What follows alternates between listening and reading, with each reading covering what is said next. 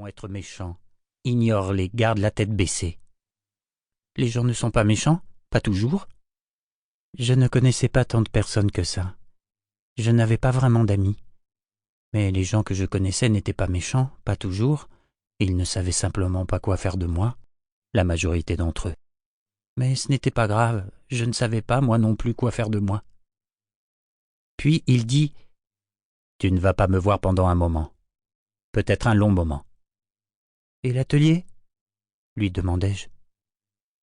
Il travaillait chez Gordeau. Il sentait la graisse, l'huile et le métal quand il rentrait à la maison. Les doigts noircis. Il portait des chemises avec son nom brodé dessus. Curtis cousu en rouge, blanc et bleu. J'avais toujours trouvé que c'était la plus formidable des choses. La marque d'un grand homme d'avoir son nom gravé sur sa chemise.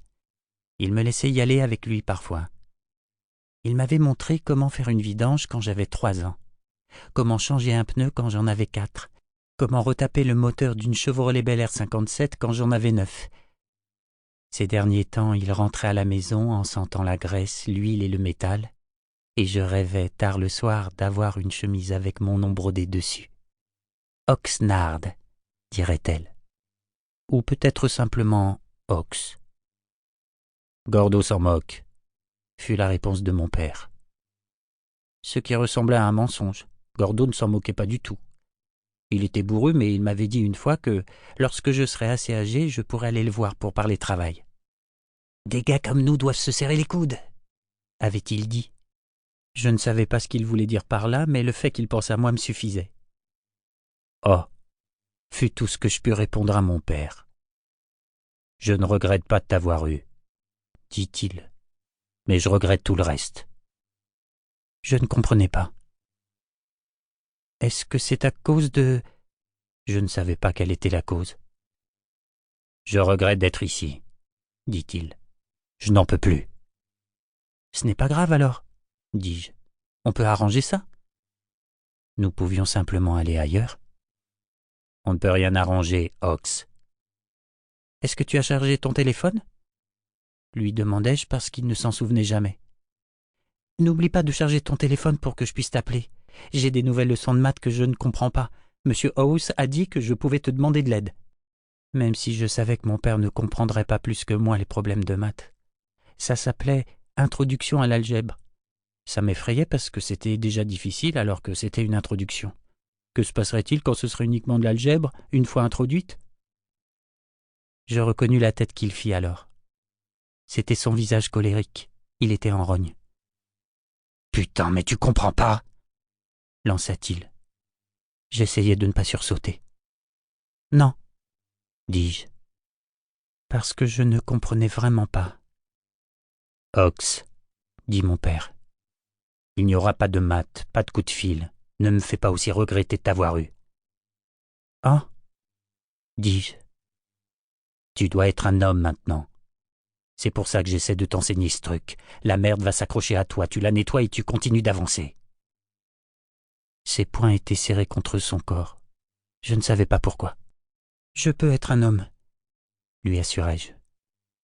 Peut-être parce que ça l'aiderait à se sentir mieux. « Je sais. » Il me sourit mais détourna le regard. « Je dois y aller, » dit-il enfin. « Tu reviens quand ?» lui demandai-je. Il avança d'un pas chancelant vers la porte, prit une profonde inspiration qui roula dans sa poitrine, souleva la valise, sortit. J'entendis son vieux pick-up démarrer à l'extérieur. Le moteur s'enroua quand il accéléra. Il avait besoin d'une nouvelle courroie de distribution. Il faudrait que je le lui rappelle plus tard. Ma mère rentra tard ce soir-là après avoir fait 2 services au diner. Elle me trouva dans la cuisine, debout à l'endroit exact où je m'étais tenu lorsque mon père avait passé la porte. Les choses étaient différentes à présent. « Ox ?» me demanda-t-elle. « Que se passe-t-il » Elle semblait très fatiguée. « Salut, maman. »« Pourquoi pleures-tu » ?»« Je ne pleure pas. » Et c'était le cas parce que j'étais un homme maintenant.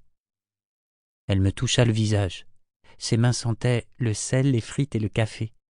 Ses pouces effleurèrent mes joues mouillées. « Que s'est-il passé? Je baissai les yeux vers elle parce qu'elle avait toujours été petite et qu'à un moment donné, l'année précédente, je l'avais dépassée en taille. J'aurais aimé me souvenir du jour où c'était arrivé. Ça semblait monumental. Je prendrai soin de toi, lui promis-je. Tu n'auras aucun souci à te faire. Son regard s'adoucit. Je pouvais voir les rides autour de ses yeux, la fatigue sur son visage. Tu le fais toujours, mais c'est... Elle s'interrompit, inspira un grand coup. Il est parti, demanda-t-elle. Et elle avait l'air si petite. Je crois bien. J'enroulai ses cheveux autour de mon doigt, sombres comme les miens, comme ceux de mon père. Nous étions aussi sombres. Qu'a-t-il dit? Demanda-t-elle. Je suis un homme maintenant, lui répondis-je. C'est tout ce qu'elle avait à savoir. Elle rit, mais finit par craquer. Il ne prit pas l'argent en partant, pas en totalité. Non pas qu'il y en ait eu beaucoup de toute façon. Il ne prit aucune photo non plus, juste des vêtements, son rasoir, sa camionnette, quelques outils. Si je n'avais pas su le contraire, j'aurais cru qu'il n'avait jamais été là. Je l'appelai sur son téléphone 4 jours plus tard. C'était en pleine nuit. Cela sonna 2 ou 3 fois avant qu'un message s'enclenche disant que le numéro n'était pas attribué. Le lendemain, je dus m'excuser auprès de ma mère. J'avais tenu le combiné tellement fort qu'il s'était cassé. Elle me dit que ce n'était rien et nous n'en reparlâmes plus jamais. J'avais 6 ans lorsque mon père m'acheta ma première boîte à outils. Pas des trucs pour gamins, pas de couleurs pétantes ni du plastique, du froid, du métal, du vrai. « Garde-les propres, » me dit-il, « et que Dieu te vienne en aide si je les retrouve à traîner dehors. Ils rouilleront et je te botterai les fesses. Ces trucs sont pas faits pour ça, t'as compris ?» Je les touchai avec révérence parce que c'était un cadeau. « D'accord, » répondis-je, incapable de trouver les mots pour exprimer combien mon cœur était comblé. Je me tenais dans sa chambre un matin, quelques semaines après son départ. Ma mère était à nouveau au diner, faisant un autre service. Ses chevilles lui feraient mal le temps qu'elle rentre à la maison. La lumière du soleil entrant par la fenêtre éclairait le mur opposé. Des petits grains de poussière accrochaient la lumière. La chambre avait l'odeur de mon père, l'odeur de ma mère, leur odeur à tous les deux. Une sorte de mélange. Il faudrait longtemps avant que ça disparaisse. Mais ça arriverait, en fin de compte. Je fis glisser la porte coulissante de l'armoire. Un côté était presque vide. Pourtant, des trucs étaient restés. Petit bout d'une vie qui n'était plus vécue désormais. Comme sa chemise de travail. 4 d'entre elles suspendues au fond. Chez Gordeau, en lettres cursives. Curtis, disaient-elles toutes. Curtis, Curtis, Curtis. Je touchai l'une d'elles du bout des doigts. J'ôtai la dernière du cintre, la fis glisser sur mes épaules. Elle était lourde et sentait l'homme, la transpiration et le travail. « Ok, Ox, me dis-je, tu peux le faire. » Alors je me mis à boutonner la chemise de travail.